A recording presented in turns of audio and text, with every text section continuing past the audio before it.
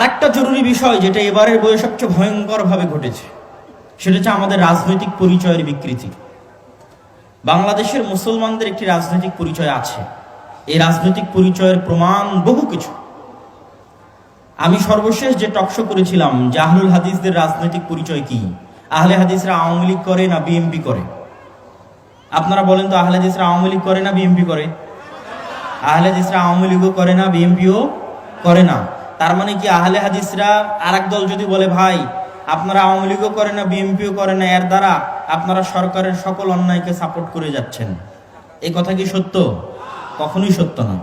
আমরা এতটা বিরোধী যে আমরা সিস্টেম পরিবর্তন করতে চাই। আপনি ওই সিস্টেমকে মানেন মানে আপনিও দুর্নীতিগ্রস্ত, আপনিও গণতান্ত্রিক সিস্টেমকে মানেন মানে আপনিও দুর্নীতিগ্রস্ত। আমরা এতটা বিরোধী যে আমরা এই গণতান্ত্রিক সিস্টেমেরই বিরোধী, আমরা এই সিস্টেমকে সাপোর্ট করি না। এটাই আমাদের রাজনৈতিক পরিচয় বহন করে। এবং আমরা কখনোই কারো পেট্রো ডলারের কাছে বিক্রি হয়ে গিয়ে নিজেদের ইমান আমল বিক্রি করে দেবো, এরকম নয়। আমি 4 কোটি আহলে হাদিসের একজন প্রতিনিধি হিসেবে স্পষ্ট ভাষায় বলতে চাই যে আমরা এই ধরনের শিক্ষানীতির প্রতিবাদ করেছি এবং জোরালোভাবে এই ধরনের শিক্ষা ব্যবস্থার প্রতিবাদ করতেছি। তার প্রমাণ এই বই। আমরা কখনোই এটা মেনে নেইনি এবং মেনে নিব না।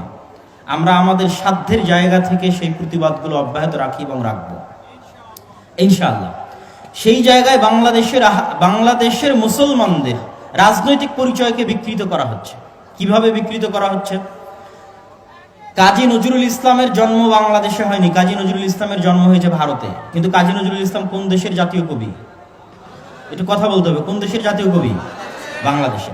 মানে কাজী নজরুল ইসলামকে আমরা অন করেছি, অন মানে তাকে আমরা নিয়েছি। তার লেখনী, তার কথা, তার বক্তব্যের কারণে আমাদের বাংলাদেশের জাতীয়তার সাথে মিল খাওয়ার জন্য তাকে আমরা গ্রহণ করে নিয়েছি জাতীয় কবি হিসেবে।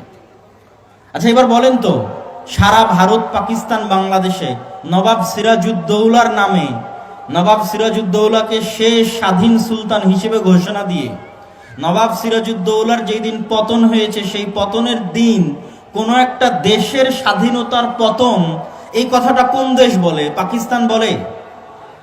1757 23 জুন পলাশির আম্রকাননে নবাব সিরাজউদ্দৌলার পতন কোন দেশের স্বাধীনতার পতন? ভারতের স্বাধীনতার পতন, এটা ভারত বলে না। পাকিস্তানের স্বাধীনতার পতন পাকিস্তান বলে না, এটা বাংলাদেশের স্বাধীনতার পতন। কিন্তু কে বলবে? তার মানে নবাব সিরাজউদ্দৌলাকে কেউ অন করতেছে না। নবাব সিরাজউদ্দৌলাকে আপনি আপনার ইতিহাসের সাথে কানেক্টেড করতেছেন না। তাদের মাসলাক মাযহাব যেটাই থাক, কিন্তু তারা এই দেশে মুসলমানদের শাসন ব্যবস্থা ধরে রেখেছিল। আপনি সেটার থেকে সম্পূর্ণরূপে ডিসকানেক্টেড হয়ে গেছেন। আচ্ছা, 1971-এর 16 ডিসেম্বরে আমরা বিজয় লাভ করেছি। তারপরে হচ্ছে 26শে মার্চে স্বাধীনতা দিবস আছে। এগুলোর স্বীকৃতি বাংলাদেশে দেওয়া হয়েছে সরকারিভাবে। কিন্তু 1947 সালের আমরা পাকিস্তানিদের কাছ থেকে মুক্ত হওয়ার আগে কি ব্রিটিশদের কাছ থেকে মুক্ত হয়নি?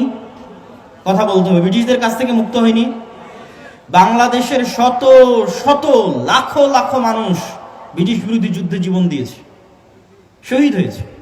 শাহ ইসমাইল শহীদ থেকে, সৈয়দ আহমদ প্রেলভী থেকে, শের বাংলা একে ফজলুল হক থেকে, হোসেন শহীদ সোহরাওয়ার্দী থেকে, এমনকি শেখ মুজিবুর রহমান পর্যন্ত তার অসমাপ্ত আত্মজীবনীতে পুরো অংশটাই তিনি কিভাবে ব্রিটিশদের কাছ থেকে মুক্ত হওয়ার জন্য আন্দোলন করছেন, মুসলমানদের আলাদা স্বাধীন দেশের জন্য, সেটা তিনি ওই বইয়ে লিখেছেন।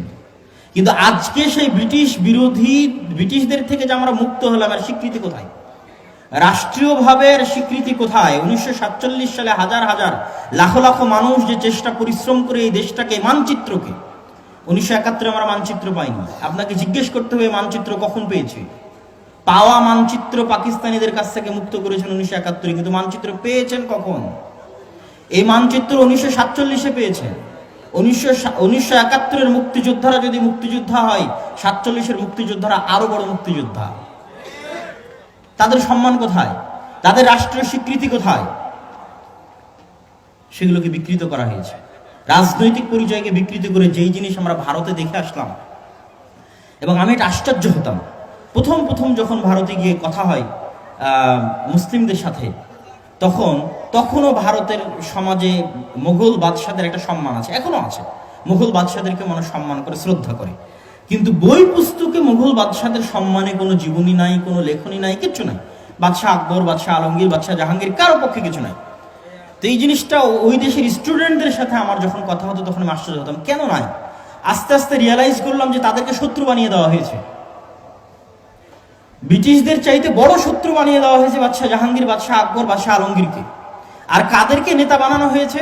যাদের বিরুদ্ধে ওই সময় কোনো না কোনো কারণে, রাজনৈতিক কারণে দ্বন্দ্ব থাকতেই পারে, কোনো না কোনো কারণে যাদের বিরুদ্ধে বাদশাহ আকবর যুদ্ধ করেছে, জাহাঙ্গীর যুদ্ধ করেছে, আলমগীর যুদ্ধ করেছে, ওই সমস্ত যাদের বিরুদ্ধে যুদ্ধ করেছে তাদেরকে বানানো হয়েছে জাতীয় নেতা।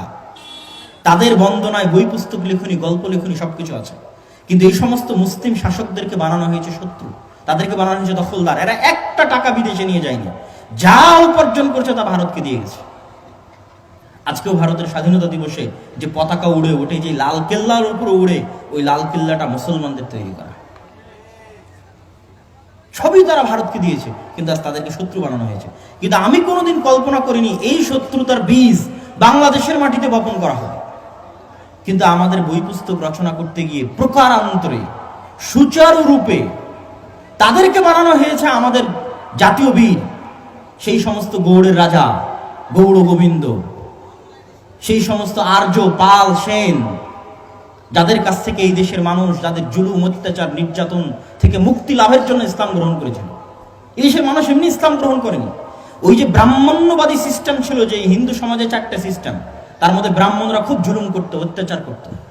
তাদের জুলুম থেকে বাঁচতে ইসলামের যে সমতার বিধান, এই সমতার বিধানে আশ্রয় নিতে বাংলাদেশের লক্ষ লক্ষ মানুষ ইসলাম গ্রহণ করেছে।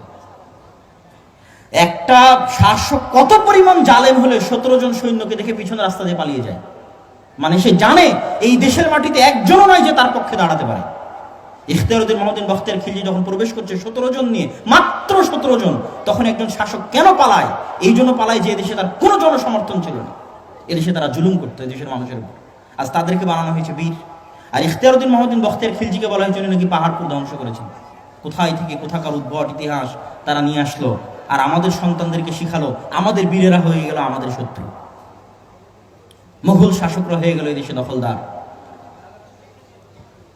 সুবেদার শায়েস্তা খাঁ আমলে এখনো 1000 বছর পরে মানুষ স্মরণ করে, উনি যেই স্বর্ণ যুগে এই বাংলাদেশে শাসন পরিচালনা করেছেন, ন্যায়, ইনসাফ, সুলভ মূল্য, স্বল্প মূল্য, তার সুনাম এখনো মানুষের মুখোমুখি আছে। আর তাদেরকে বানিয়ে দেওয়া হয়েছে এখন শত্রু, বিলেন। এটা আমাদের রাজনৈতিক পরিচয়ের কে হত্যা করা, গলা টিপে হত্যা করা, বাংলাদেশকে গলা টিপে হত্যা করা, বাংলাদেশের আলাদা সত্তাকে গলা টিপে হত্যা করা। আমাদের সন্তানদের বই পুস্তকে যেই ধরনের সিলেবাস দেওয়া হয়েছে, এই সিলেবাস অবশ্যই অনতিবিলম্বে পরিবর্তন করে বাংলাদেশের পরিচয় বহন করে। বাংলাদেশের পরিচয় কোনটা? 1905 সালে কেন বাংলাদেশ বঙ্গভঙ্গ হলো, পড়তে হবে, ইতিহাস জানতে হবে। মুসলমানের সন্তানকে ইতিহাস জানতে হবে, আপনাকে জেনে খুঁজে বের করতে হবে 1905-এ কেন বঙ্গভঙ্গ হয়েছিল। এদেশে আপনারা আজকে যে জমির মালিক হয়েছেন, একটা জমির মালিক আপনারা ছিলেন না। আপনাদের বাপদাদারা কেউ জমির মালিক ছিল না, সব জমির মালিক ছিল হচ্ছে জমিদারেরা। আপনাদেরকে নীল চাষ করতে বাধ্য করা হতো, এবং আপনারা কোনো মতে পরিশ্রম করে হাড় ভাঙা খাটুনি খেটে আপনারা তাদেরকে কর প্রদান করতেন। কোনো জমির মালিকানা আপনাদের ছিল না। জমিদারি প্রথা শেরে বাংলা একে ফজলুল হক 1935 সালে যখন ওনার অখণ্ড বাংলা, গোটা বাংলা মিলে যখন উনি মন্ত্রিসভা গঠন করলেন, তখন উনি প্রথম জমিদারি প্রথা বিলুপ্ত করেছিলেন। সেই জমিদারি প্রথার স্বীকৃতি স্বরূপ শেরে বাংলা একে ফজলুল হকের নামে কি আছে? তখন জমিদারি প্রথা বিলুপ্ত হয়ে আপনারা পেয়েছেন। এই জমিদারিগুলো কাদের ছিল? সব হিন্দুদের জমিদারি ছিল, সব হিন্দুদের জমিদারি ছিল। তাদের বিরুদ্ধে বিদ্রোহ করে, রক্ত মাংস ব্যয় করে, যেন এই অঞ্চলে ওই সময় 1905 সালে এবং 1911-তে যখন বঙ্গভঙ্গ রদ হয়, একটা পাটকল ছিল না। অথচ আপনারা পাট আবাদ করতেন। সেই পাট কোথায় যেত? কলকাতায় যেত। সকল উন্নয়ন, একটা স্কুল ছিল না, একটা কলেজ ছিল না, বিশ্ববিদ্যালয় ছিল না, কিচ্ছু ছিল না। সেই জুলুম থেকে বাঁচতে তারা বলেছে আমাদের আলাদা দেশ লাগবে। হিন্দু জমিদারদের অত্যাচার থেকে বাঁচতে বলেছে আলাদা দেশ লাগবে। 1905-এ সে আলাদা দেশের দাবি ব্রিটিশরা মেনেছে।